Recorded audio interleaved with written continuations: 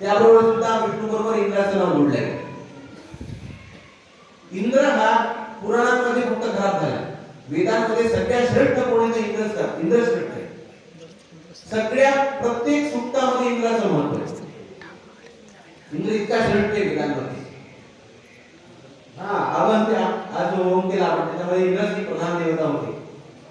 म्हणजे इंद्राचा वेदामध्ये इंद्राचा फार श्रेष्ठत्व आहे आणि तो आहे सुद्धा. आणि म्हणून मुलीने आता सांगितलं की इंद्र आणि ब्रह्मणस्पती सूक्त. मी तर म्हणतो फक्त ब्रह्मणस्पती गणपतीच नाही, ते इंद्राबरोबर बाकीची सर्व देवही येते त्या तुलनेने. इंद्राची तुलना प्रत्येक देवाची केलेली. जसे आता इंद्रा, विष्णू, गणपती, मदाना किंवा विष्णूचे आणखी मंत्र गेले. ब्रह्मणस्पती शब्दाचा अर्थ ब्रह्मण हा पती असे घेऊ शकतो की ब्रह्माचा गुरु स्वामी, किंवा ब्रह्मण हा या शब्दाने वेद असा सुद्धा अर्थ होतो. वंशीधरी टीका मुलीने पाठवली होती, त्यामध्ये ब्रह्मण हा म्हणजे वेदाना पती असा सुद्धा अर्थ होतो.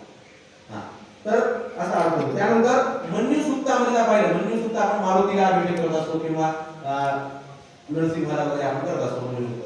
तर त्याच्यामध्ये सुद्धा एक मंत्र आहे, मन्युरिंद्रो मंजुरेवास देवो. तर त्याच्यामध्ये सुद्धा मन्यू बरोबर इंद्राचं नाव जोडलं आहे.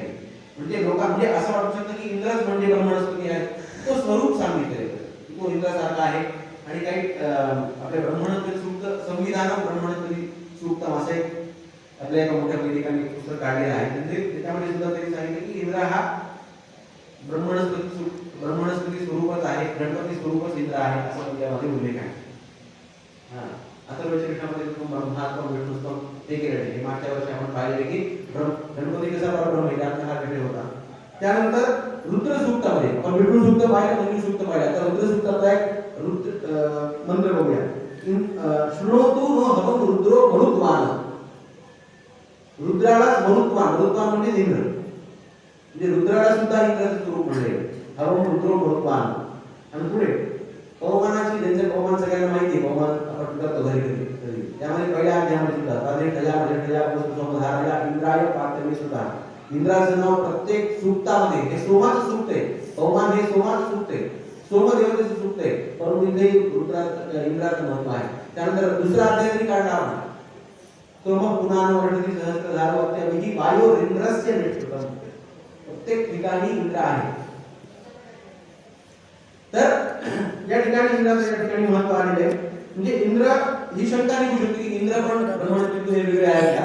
परंतु ब्रह्मणस्पती सूक्तामध्ये काही मंत्र असे आहेत की ब्रह्माचा आणि इंद्राचं, ब्रह्मणस्पतीचं, गणपतीचं आणि इंद्राचं वेगळं आपण दाखवतो आणि काही ठिकाणी साधारण पण दाखवतो.